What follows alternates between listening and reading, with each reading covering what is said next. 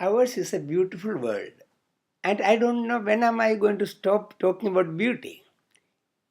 The third planet on our in our solar system, where we were fortunate to be born, is really nice place.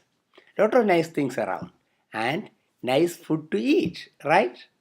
That's what we are going to talk about today. What is the purpose of food? As far as we know, everything we are familiar with, we are that is alive, need food to grow. Not just to grow, also to get energy for activity. And many living forms like humans, our body temperature is relatively stable around 37 degrees Celsius, that is 98.6 degree Fahrenheit. Okay, and outside temperature, environmental temperature is much lower than that. So to keep our temperature high, we need food too. So main purpose of food is to grow, to have energy for activity, to keep body temperature. What about fish or snake? They can sort of adjust their body temperature. It doesn't have to be like ours. It can be a little cooler or little warmer, but not the extremes. Okay, extremes they cannot survive either. Now, uh, see, we are life was formed initially in the ocean, and do you know each and every cell of ours are still in an ocean environment. We have salt solution around all our cells, almost the same strength as of sodium chloride, that is salt, we see in the ocean.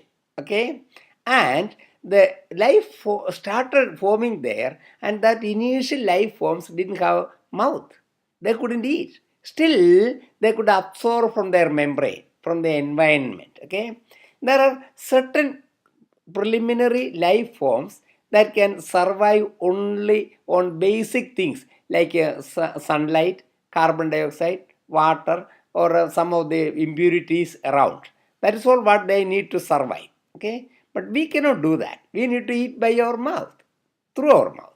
Okay, now there are entities they don't even have a mouth, and not just the bacteria or the virus or the tiny one cell organisms. Some of the worms in our stomach, especially some many parts of the world, they have worms called tapeworms. They don't have any stomach. They absorb through their skin too. Do you know frog living in water doesn't drink water? They absorb through the skin. Even now, doctors sometimes give medicines through the skin. They put like a heart patients put a patch, nitrate patch on the skin. It will be absorbed. Okay, even though we don't eat through the skin, some stuff can be absorbed through the skin even for us.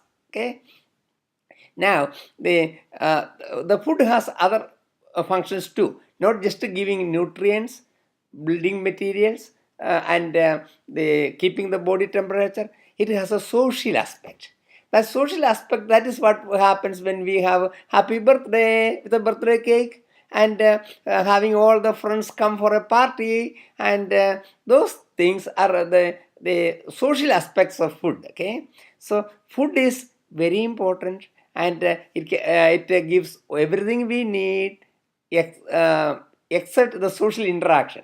A social interaction is promoted by food. Okay, so food, usually we eat by mouth, but people who have some major illness in the mouth, okay, or if they cannot open the mouth, okay, we give sometimes tube through the nose. It goes into the stomach. Through that we can give food. Or even that is not sometimes feasible. So we make a hole in the stomach through which we can put a tube. Through that we can give food. Okay. Now the plants make food from the sunshine and carbon dioxide and water. Carbon dioxide in the air. And so is it not wonderful if we could do like that? We don't have to eat. We will all be green like Kermit the Frog, okay? And we will have chlorophyll. Instead of melanin in our skin, we will have chlorophyll. All green colored people. Don't have to eat. Just stand in the sunshine. Happy forever. It is really a beautiful world. We have flowers, we have rainbows, we have lightnings, and we have butterflies, and we have Kermit the Frog like humans. Bye bye.